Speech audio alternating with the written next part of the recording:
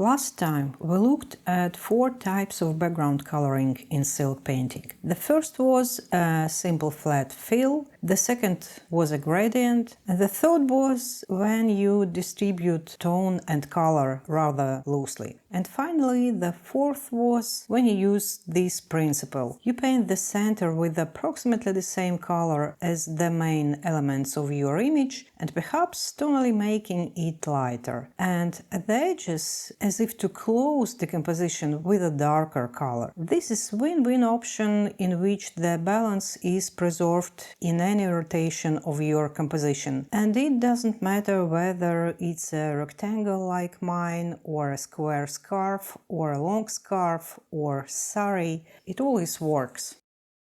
Of course, there are many ways to paint the background, and let's look at one more. Today's version, as I promised, will be a bit different. But first, I'd like to turn my frame so that my idea would be more obvious. And my first thought is that when the main elements of the image, in my case rectangles, are quite simple, at least the background should be painted complex and interesting. So I decided to draw a semblance of a plant motif. And I will keep the intrigue, will not tell you yet the main idea of painting this particular background. I'll share it later. But as you can see, I'm using only 2 colors so far. It's turquoise, with which the rectangles were painted, and black, which, when diluted, becomes all shades of gray.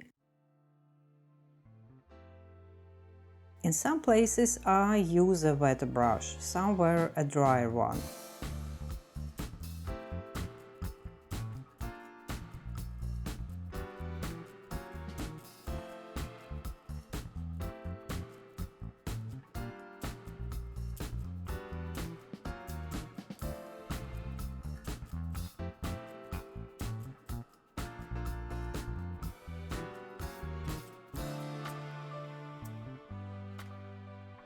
And I decided to introduce another color, and this way I think it will be more like fun and more interesting. If you have any ideas about why this color and why in this place, please share them in the comments. I'd be very interested to read. And please don't be shy, because there are no bad ideas in creativity. The lack of them is really bad.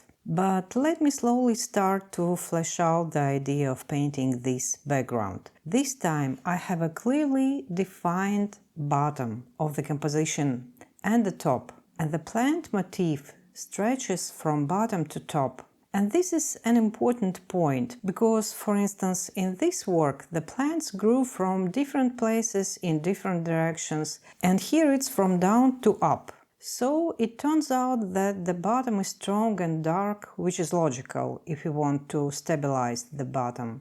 And the top is light in color and light, in weight. If we want to rotate our image, the darker bottom edge will always outweigh.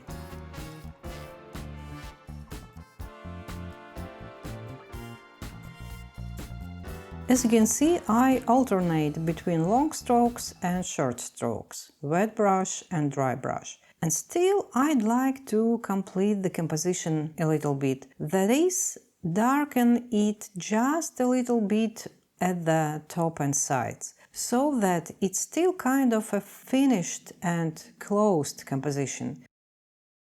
As always, thanks to all of you who leave reactions to the video, who give likes, leave comments. You are a huge help to the channel, and thank you very much again.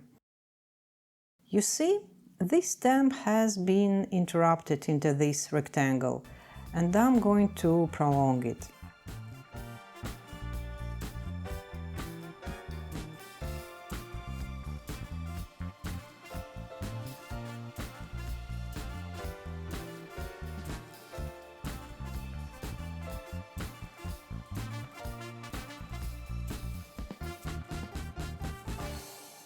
As a result, we have a background painting with a light center, heavy bottom, and a very light finish on the edges.